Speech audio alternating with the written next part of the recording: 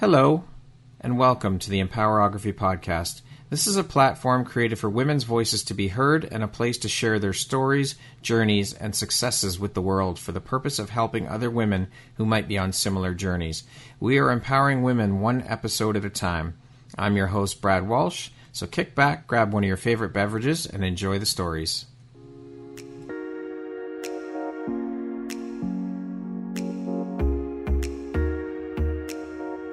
If you're looking for jewelry that makes an impact on your self-care routine and your style, Empowerography would love to offer you a discount code to one of our exclusive partners, Quartz & Canary Jewelry and Wellness Company. Please use code EMPOWER15 to receive 15% off upon checkout at www.quartzandcanary.com. Quartz & Canary is truly the place where spirituality meets style. Hello there, Brad Walsh here, your host of the Empowerography Podcast. Today, my guest is Jill Aske. She is an independent filmmaker and is actually in the process of writing her first book. How you doing today, Jill? I'm good, Brad. How are you? I'm very well. Thank you so much for making and taking the time to be here today to share a bit about your story and your journey with us. I'm really looking forward to diving in here, so I appreciate you. Let's jump right in. Okay, thank you. You are an award-winning independent filmmaker who specializes in documentaries and promo videos for nonprofit organizations and corporate clients. How long have you been working in the field of filmmaking? I'd say 20 years. 20 years?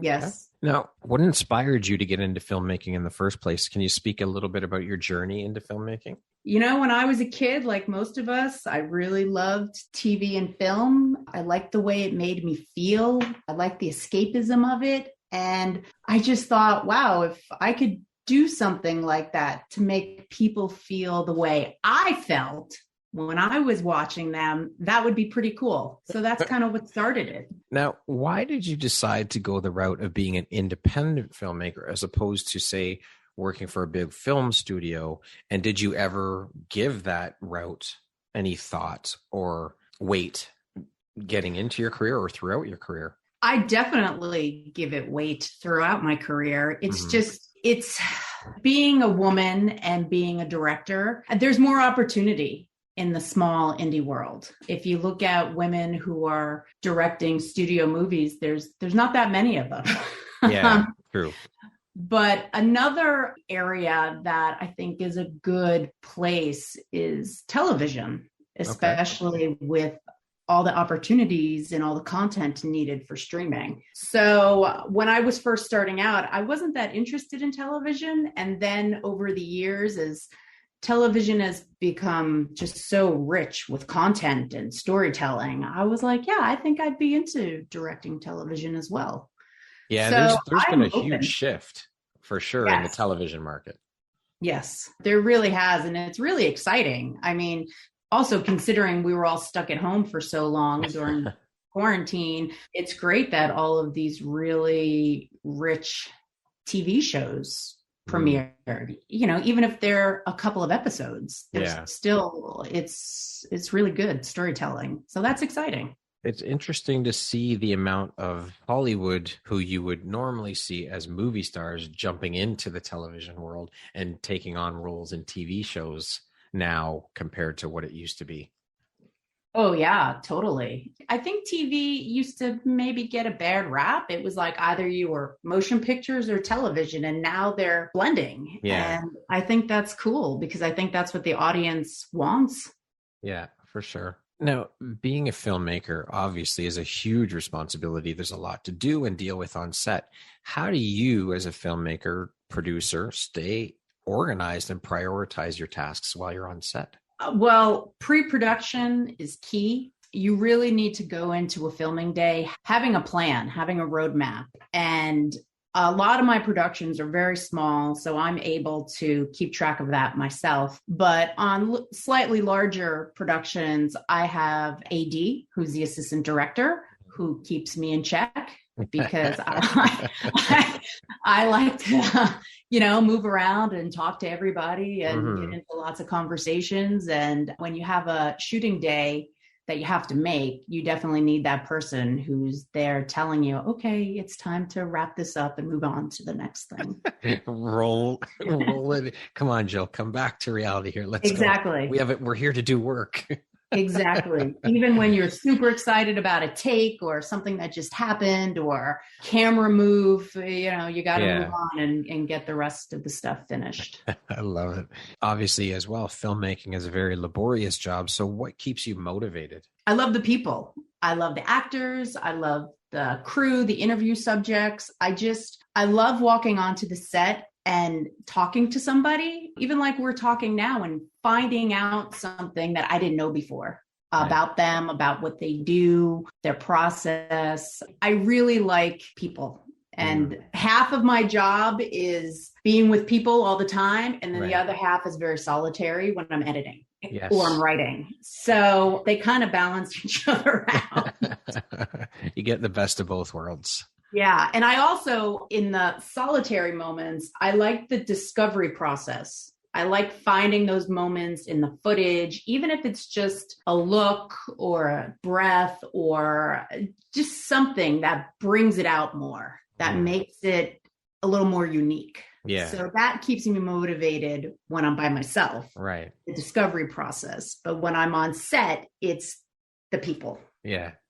Excellent. What advice would you give to someone wanting to start a career in filmmaking? To someone wanting to begin a career in filmmaking, I'd say it's going to take time. It's not going to happen overnight. You just have to keep learning and don't think you know everything and don't think you're better than anybody because, you can all come up together. Yeah. You can all succeed together. It's not always a competition. And when you're collaborating, that's when a lot of cool stuff happens. I go back to when I graduated from film school and Robert Zemeckis was the guest speaker. And he said to the parents, I bet you're all wondering how your kids are going to make a living in this industry. And he said, the best answer I can give you is somehow. And that has always stayed with me, that it will happen somehow. Not everybody has the same path. As long as you stick with it, it can happen. Well, I mean, making a film is a collaborative process. You need the AD, you need the prop people, you need all of these different people who work in different areas on film. So you have to be collaborative. But I would think that there is quite a bit of ego on a film set. Right? There's definitely ego. And one of the rules I have for my film set is that in addition to being talented, you also have to be a good person. And there you go. And if you come on and you're throwing attitude, I'm not asking you to come back again. So I've been very fortunate in that because my stuff is so small that I get to choose the people that I work with. And then if they can't come, they give me recommendations of people that they've worked with. Right. So, yeah. Okay. What are you most proud of in your professional experience? That's a hard question. I can't just pick one. They're like your babies, right?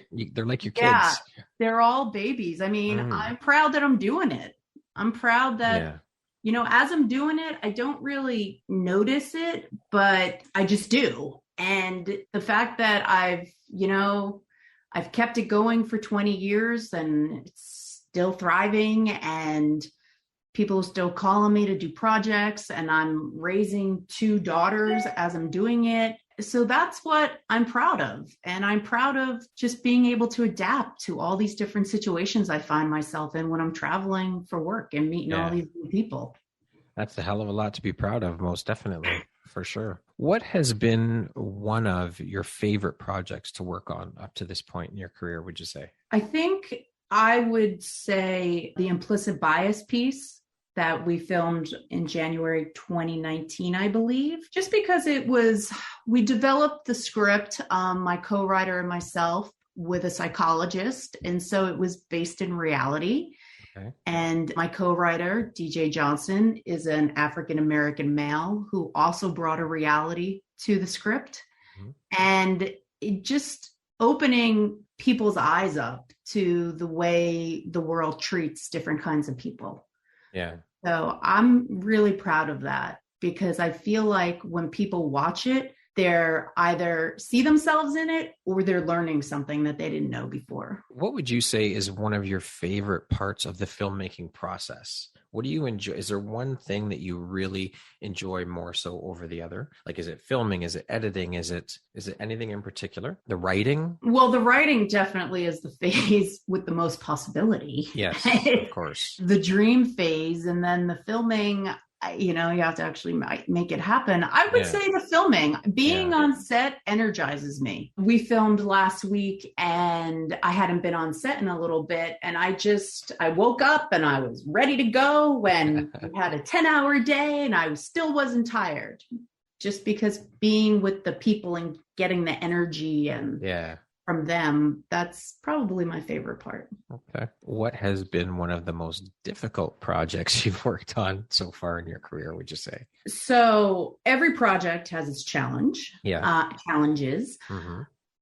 But I would have to say the most difficult project I've ever worked on is back in, I believe it was 2009, I directed a short documentary for the USC Shoah Foundation. Okay. And as part of making that 10-minute piece, I had to watch survivor testimonies and listening to these people that survived the Holocaust. I mean, I'd never experienced anything like that before, and it stayed with me. And it definitely, there'll just be certain times throughout the day or whatever, and I'll think of it. And I'm like, I can't even believe that happened to these people. And they were there to speak about it. So I feel like emotionally, that's definitely the hardest project I ever worked on. Sure. As a filmmaker, obviously, you mentioned it yourself, you're a storyteller. And I've heard a lot of people talking lately about how the art of storytelling is a dying art form. Would you agree with that statement? And also, in your opinion, what would you say that we as a society, as people, have kind of lost sight of or lost the art of storytelling? And are they correct in saying that? I think for me personally, I'm surrounded by story every day because either I'm working on a video project or I'm writing the book. But in terms of, the grander scheme of things, I feel like there's two answers to your question. Because what we talked about earlier about TV and all the great stories being made, you have those, you have those on one hand. And then you have a lot of people, just because they have an iPhone, they're like, I made something, but they don't really know the foundations of storytelling. Right. And then something else is, I think it's so funny that before we had language as a society, we would communicate in pictures, right? Cave drawings. Yeah. And now with like emojis and stuff like that, people communicate like that again. Yeah. And then, I mean, if you want to go even deeper into it, there's definitely the storytelling that happens on social media. And, how everybody kind of cultivates the story of their life that they want other people to see. Highlight reels. Yeah, exactly. I mean, there's definitely people who are making, who are doing really great storytelling. Some people that aren't. Not so great. But not so great. But because there's just so much flying at us every day, we kind of have to sift through it. Yeah. Whereas we didn't used to have to do that. Yeah. Now, one thing it pops into my head every once in a while, and pertaining to Hollywood and the movies that are coming out now, it's like, has Hollywood, and I just want your opinion on this, has Hollywood, do you think, started to run out of ideas? I mean, look at all these films they're remaking. Look at all the TV shows they're remaking. Like, it's almost like, do you guys not have any does nobody have original ideas anymore? Well, I mean, there is one thought that there's only a certain amount of stories that people just tell over and over again, right? Like falling in love or, war or whatever. And it's how they tell it. But, I think it's a money thing. I think that it's the studios know what will sell and they'd rather take a chance on remaking Spider-Man for the third time in 20 years than a new action adventure hero that nobody's ever heard of. So when you have source material that's a proven entity, that's a safer bet to them. And then they use, hopefully the profits off of that to let some of the smaller movies be made where they are taking the chance, but it's not $100 million chance. Maybe it's a $30 million chance. Right. So that's kind of how that goes. Okay. Why reinvent the wheel when you've got a proven model that we can just kind of twist a little bit or expand on a little bit that will more than likely bring in that money because of the subject matter? Yes. And I mean, people are paying for them, right? They're going to see those movies. Yeah, very true. I don't know. To me, it's just kind of frustrating. It's like, okay, we've already seen this. This has been done already. Let's try something new. And like you said, give the smaller films a chance that don't need that big budget. Yes. And where they're doing that is in the streaming world. Right. Obviously, the COVID-19 crisis has disrupted the global film industry. So what are the challenges and opportunities for the industry beyond the pandemic, do you think? Well, I feel like it could be a time to really sit back and reevaluate for the film industry, but I don't know that they're doing that. I know that. I mean, I know that my friends who work on big budget film and TV have been busy. They've been busy since, I feel like when COVID-19 first, we were first in quarantine, everything shut down. Yeah. But after a couple of months, they were back at it, testing. And so they're working. But this is a really interesting question for me. I feel like the studios need to take notice that different voices need to be represented. And I hope they do that, because I feel like Hollywood moves at a glacial pace. And yes, there has been change, but it's not enough yet. Minute.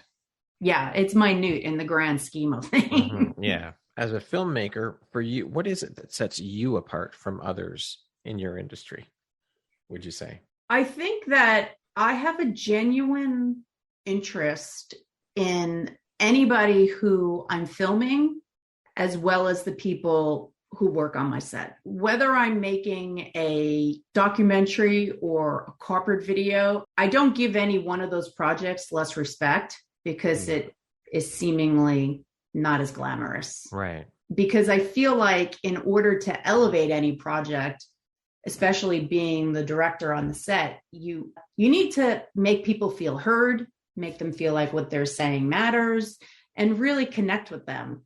And then in the end, that's how I learn stuff, right. And so I think that's a cool part of it that everybody should do. And I know that I do it because they've told me. Well, there you go. And that's what matters, is that the people you work with feel heard and valued and respected, right? Yes, exactly. It's a trust thing. Yeah. What was your very first job in film, and how did you progress from there to where you are now in your career? So when we say job, do we mean paying job? Yeah, let's go with paying job.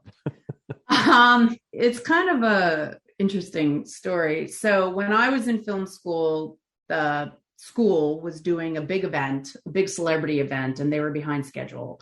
And so they asked for the best student producer, and they called me. Wow. And so then they hired me to help get them on track and keep them on track with this event, which was a big deal for the school at the time. And then they offered me a job, and I took it because just being out of grad school, loans were being paid back. Yeah. And that eventually evolved into me producing events for them and then creating the videos that play at these big events. And then it culminated in me producing a live show that was the event, the actual show on the stage, and the video packages that played at the show. And that was also a big fundraising event where they had celebrity buy-in. So that kind of elevates things as well. And then I left because that's not why I went to film school. I didn't want to work in an office. That's why I left Manhattan.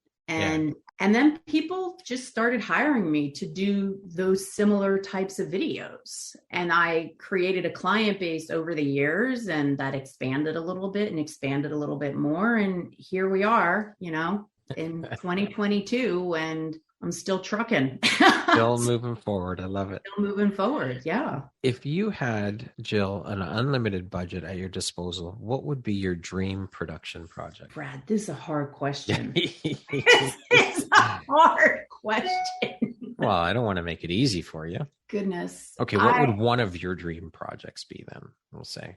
one of my dream projects, and it has to be big budget. Well, I mean, if you had the unlimited budget to use. Yeah, I would love to do something with a powerhouse female cast. And it doesn't have to be a serious movie. Mm-hmm. It could be a fun movie. And I would definitely cast Melissa McCarthy. Yeah, she is awesome. Yes, I would that definitely woman is cast incredible. her as like the foundation. And then, you know, hopefully get other interests from there. I don't know the genre. I don't. Just know Melissa McCarthy would be the foundation of it. Yes, I just know I would love to do something with her that, you know, we were trusted to do and delivered. Beautiful. Very cool. In your opinion, Jill, what does the future of film look like to you? I think, like I said before, Hollywood moves at a glacial pace, but I think the future is going to be more of these really interesting limited series that we can stream into our houses. I love going to the movie theater and sitting in that dark room, and I really hope it continues. But, you know, there's talk that it might not continue on the scale we were used to before the pandemic.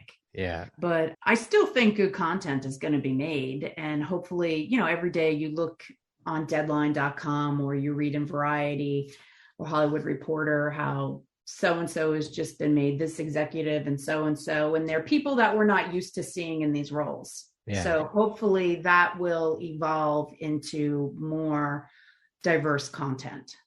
Okay. Good storytelling, diverse content. Yeah. Can you talk a little bit about your philanthropic work and some of the organizations you've worked with? Sure. So a woman that I had met at USC doing the event videos wanted to create a nonprofit called Picture Alternatives, which was to promote nonviolent conflict resolution through visual means. And so I was the creative director there for a while, and we made a bunch of shorts. And the ones that I mostly worked on had to do with parenting and empathetic parenting, whereas we're not just yelling and screaming, and we're trying to find out what's really going on here and how we can move forward together. Right. And so those were really fun. I started with an animation that I wrote, and that was the one that won the award. And then we started working with toddlers. Oh boy. And so I had to cast and direct toddlers. Oh my. And we worked in conjunction with this organization called the Children's Institute and Project ABC.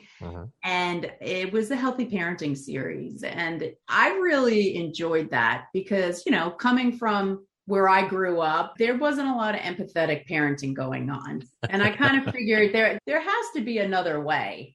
And so it was important to me when my kids were born to understand that. So that's some philanthropic work I've done. Yeah. And the implicit bias video was also for those two same organizations. And then I've gotten involved with the Cohen Veterans Network, which helps veterans and their family members when they return back from active duty. And that I really enjoyed. I don't want to say past tense because I'm still doing it. Yeah. I really enjoy that because I'm going to different military towns around the United States and interacting with a population that I wouldn't be exposed to in Hollywood. And it's just, you know, there's so much back and forth and politics, and it's just really nice to get to know the people. Yeah. And, you know, I say to people, I'm like, these are human beings who are doing what, you know, they think is right for the country. And whether you agree with it or not, they're human beings. Yes. And they need to be treated as such, and they need help. Yeah. If they need help, they need help. And so it was really interesting to get to know these people and really learn the behind the scenes stuff that you don't hear on the news or see in a headline. I'm sure you've heard a hell of a lot of horror stories, amazing stories. Yeah. And also just normal stories. Yeah. Mm-hmm. Just normal stories. Yeah. So I really enjoy that. And then another nonprofit I work with is the Mimi and Mortimer Levitt Foundation, where they bring music to communities to help strengthen communities. And so I've traveled around to different places as well, filming in those communities. And it's just really cool how all these different genres of music just bring people together, sitting on a lawn, picnicking, dancing, laughing. When I'm filming, I'm sometimes dancing in the crowd.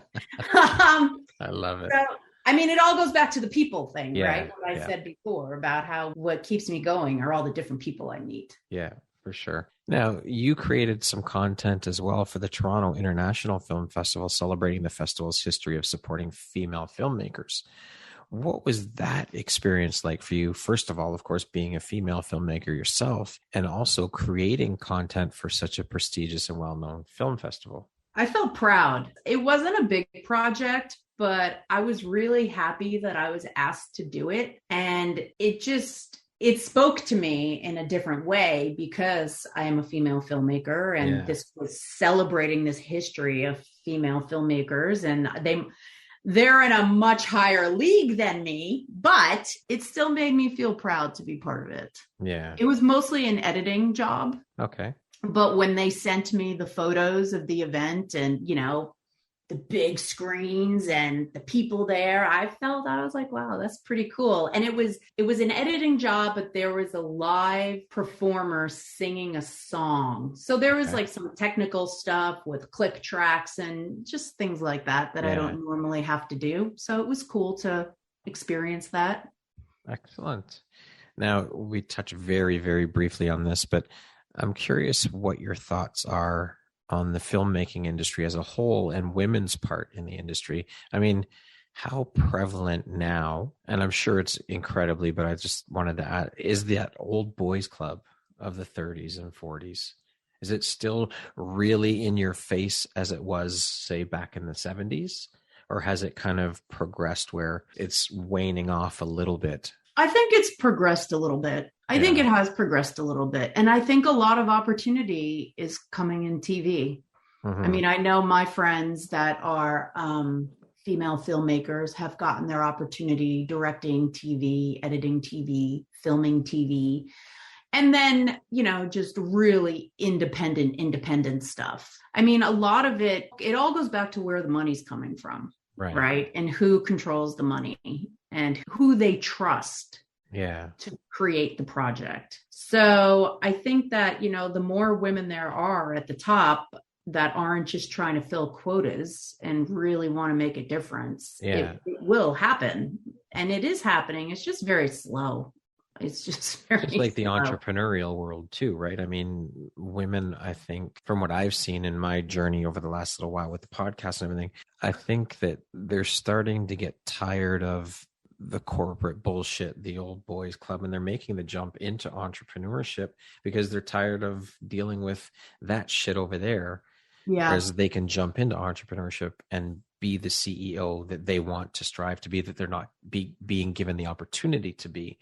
So would you say then, are you seeing this happen in the film industry where more women, because they're not as many are getting those roles that they are fighting for or deserve, they're stepping into the independent filmmaking world? Oh yeah, definitely. Yeah. Definitely. I mean, going way back to the beginning of the questions you started asking me, I think that's why I've continued on the route I've been on. Right.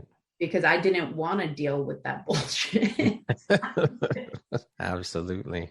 Yeah. Absolutely. Now, I know through previous conversations, and we mentioned it very briefly at the beginning, you're working on a memoir about living as an obese woman in America.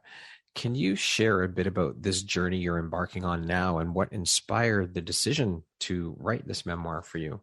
Going back, I realized during quarantine when I was in my garage, I had touched on these themes years ago when I was in high school, when I was in film school. After film school, I found writings and I made a short film about it. And why I just think it's time now. My dad passed away at the end of 2018. And right before he passed away, I was successful in losing a significant amount of weight. And I think that was like the proudest he ever was of me with anything I accomplished in my whole life. And I was happy he got to see it, but it just brought a lot of emotions and a lot of memories and a lot of thoughts about my career and my life. And it brought them to the surface. And my daughters at the time I began writing, they were 9 and 11.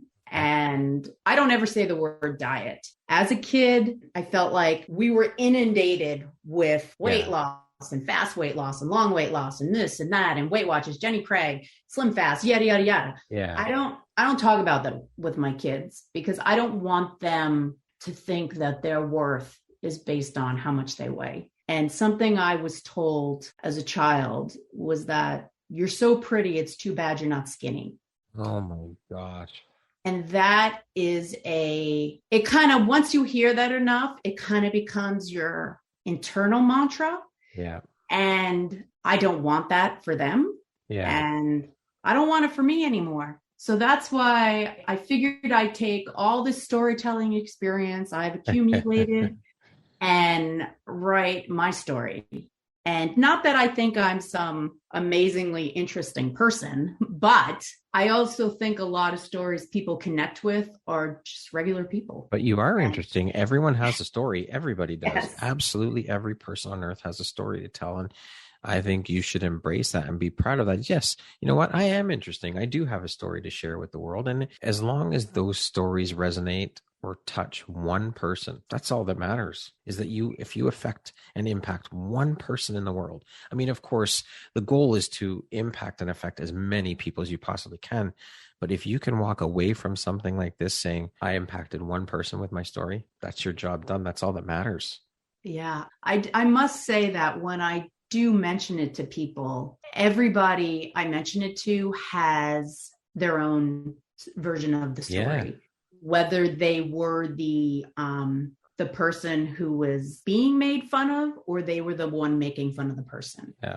So that keeps me going because when I tell people about it, they respond. But what I found out through this journey is storytelling is hard. You have to just keep digging and mining, and you can't be surface, and you have to have the courage to go there. Yes. And you got to tell the real story or else the viewers, the readers, they'll know. Yeah, they'll know it's not authentic. Real. Yep, for sure. So writing the book is both exhilarating and exhausting. I'm sure it is. Emotionally draining, all of that. Yeah. Because you're digging into places you haven't dug into in years, right? Yes, I'm definitely going places. And it's still not done yet. Yeah. I mean, I also don't think I could have written this story back when I was in my early 20s because I haven't lived enough of it yet. And it's, I don't have the ending yet. I don't have a resolution yet. Yeah. I'm living it. Yeah. You're working towards it. Yes. And I have a really good support system with my Beyond Writing writers group. So that also makes a huge difference. Awesome. Yeah. To date, what would you say is your biggest high or your greatest win? Oh my goodness. My greatest win. Well, I want to go back to being a mother and how I've been an independent filmmaker for a long time. And, when I had my babies, they were my sets. And I don't know if I was supposed to do this, but I would have the babysitter with the baby and then yell cut and then yell action. Sorry, I did it the wrong way. I would have the baby with the babysitter and I'd yell action. And then when I yelled cut, I'd take the baby and then we'd move on to the next shot. So, I know there's a lot of talk about that where people are talking about giving women the space in the workplace to be a mother and take care of what they have to do. And for me, it just seems like a no duh. Of course I'm going to do that because what else would I do? And so I'm kind of proud that I just kind of like I normally do. I put my head down and I just did it. And And I got to spend a lot of time with them when they were small. Because, of course, once they began walking, I could not do that anymore. Of course, because they'd be running all over the set. It'd be a nightmare. Exactly. So I guess I am proud of that, And so you should be. What do you think your unique skill set or superpower is that's helped you become successful?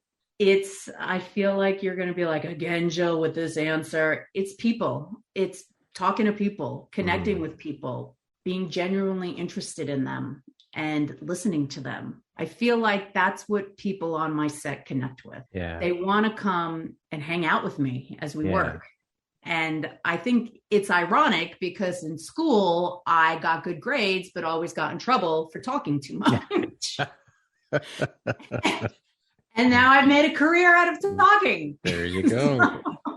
No, I mean, connection is so important. It's such an integral part of life, and creating connections and connecting with others and listening. Listening is, I don't know. I mean, really, when you think about it, that's all people really want, is to be heard. So to be able to provide that and to be able to actively listen to people, not just listen, yeah, okay, I hear you, and move on, but actively listen to what they're saying. I mean, there's a lot of people that don't do that. They listen, but they don't actively listen, Yes, that's a good point. Active listening, where you care, and you learn something, and it's not just like, yeah. Yeah, exactly. Exactly. It's just, it makes me think of how when we're interacting with people, just a lot of people will be, one of the first questions someone will ask you when you meet them, how you doing? Do they really give a shit about how you're doing? Or are they just saying that because it's what we've been brought up, taught, and conditioned to say to people?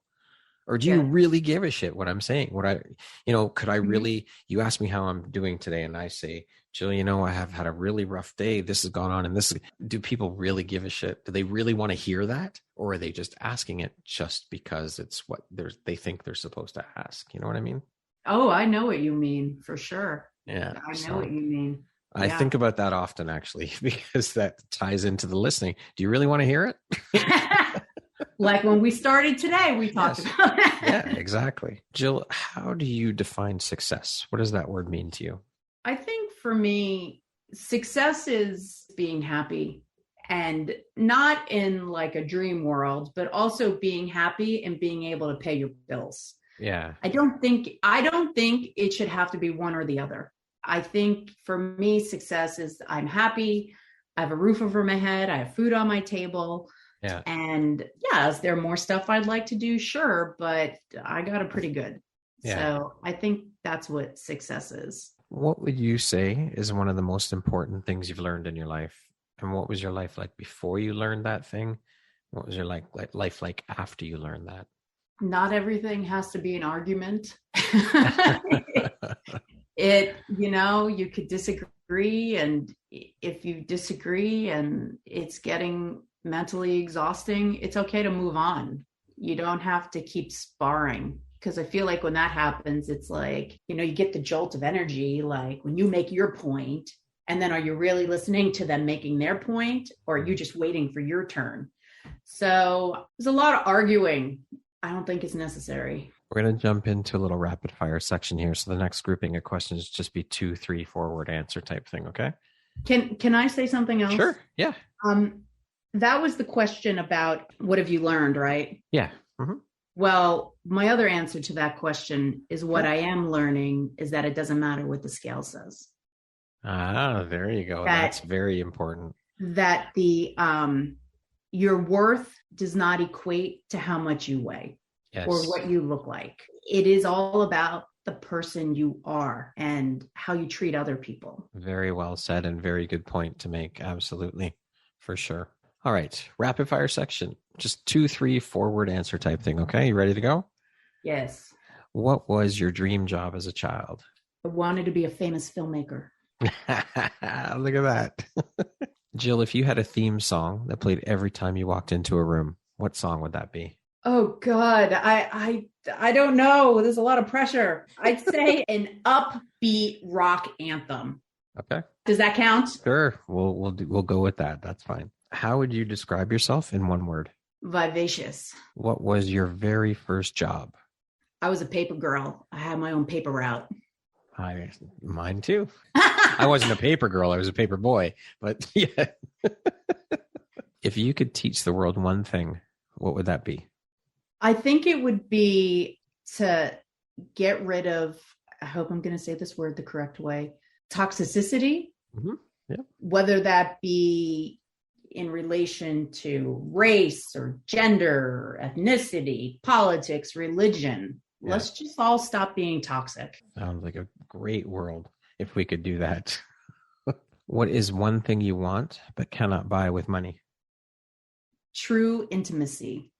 And I don't mean intimacy in a sexual way. Right. I mean in a connected way. Mm-hmm. Yeah. If you could change one thing about the world, what would you change? Oh my goodness. If I could change the world, okay, here we go. If I could change the world, I would change it so that people are kinder to each other and more empathetic towards each other. That's a good one. I love that one. That concludes our rapid fire section. Now back to our regularly scheduled program. Jill, what does the word empowerment mean to you? Empowerment for me is being given the space to be your authentic self and then feeling the courage to share your voice, to show the world who you are. But you have to feel like the world wants to hear it. Powerful. Does that make sense? Yeah, absolutely. Very powerful. If you had the opportunity to sit down and have a 1-hour conversation with one woman in the world, any woman you want, who would it be and why? Can they be not alive? Yeah, sure. Mm-hmm. So I think it would be my grandmother. Mm-hmm. And the reason is that I am number 35 of her 37 grandchildren. Holy.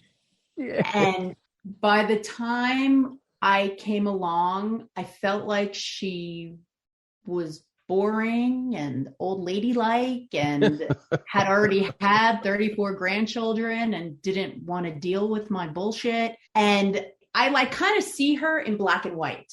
Yeah. Like not in the color black and white, like before color TV, yeah. Right? Mm-hmm. I kind of see her in a black and white TV in my memories. And the thing is, she came to the United States as an Irish nanny in the 1920s, all by herself. What kind of courage did that take? And what, to kind of get on that boat and then start this whole new life. And I always thought my other grandmother was more like worldly and chic. And I don't think I gave this grandmother enough credit. And I really wish I could go back and talk to her and see what she was like as a young woman. That is incredible strength and courage and resilience to just move countries on your own by yourself. Wow. And back in those days, that's crazy. Incredible. Yeah. Incredible. So who in your life has had the biggest impact on you and why? The person that has had the biggest impact on my life in a positive way is Michael Lane, who is my husband. And I'm going to tell you that the very first time I met my mother-in-law, she took me aside and she said, Jill, I just want you to know that Michael loves women. And I was like, okay. And she said, no, really, he loves women. And what I mean by that is he respects women. And I can tell you that this man has been my biggest cheerleader and has never cut me down about anything.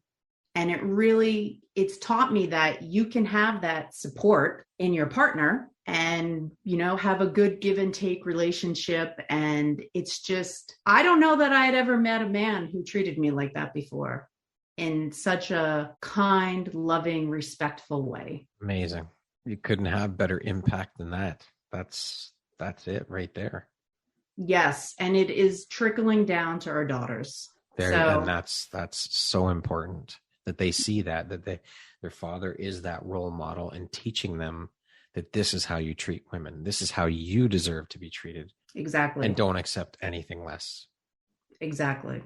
So there you have it. Beautiful. Jill, what does the best version of you look like when you close your eyes and imagine it? Well, I would be somewhere sunny My hair would be blowing in the light breeze, and I would be content. I'd be happy and content with my body, my career, my relationships. That's it. I would be happy and content. If you could go back and give your younger self one piece of advice, what would that piece of advice be? Oh, it doesn't matter how much you weigh. It doesn't matter. And the quicker you learn that, the better off you're going to be. Love it. Well said. Lastly, if you were to deliver your last 30-second speech to the world, your corner of the world, your tribe, your community, your people, what would that last 30 seconds sound like? What would you say? What words of wisdom would you impart? I would say be kind to one another. Try and put yourself in each other's shoes. See where the other person's coming from. You don't have to argue about everything. Can you tell I have 2 teenage daughters? Yeah. I've been there, done that. Still do it when they're together. Yeah, and that it's worth getting up to see the sunrise. Well said. Jill, thank you so very much for taking the time to be here today and share a bit about your story and your journey and your world of filmmaking and your journey there in that world. This has been such an incredibly inspirational conversation. I've thoroughly enjoyed every minute of it. And I appreciate you, and I appreciate you taking the time to be here today and share your story with me and the Empowerography community. It's an absolute honor. I'm so proud to have you as a member of the Empowerography community. So thank you. Thank you, Brad. I appreciate you and you're listening and that you wanted to talk to me. Thank you. My pleasure, honestly. Once again, my name is Brad Walsh, host of your Empowerography podcast. Today, my guest has been Jill Aske. She is an independent filmmaker who is in the process of writing her very first book. Thank you so much, Jill. I hope you have an amazing rest of the day. Thank you, Brad. You as well.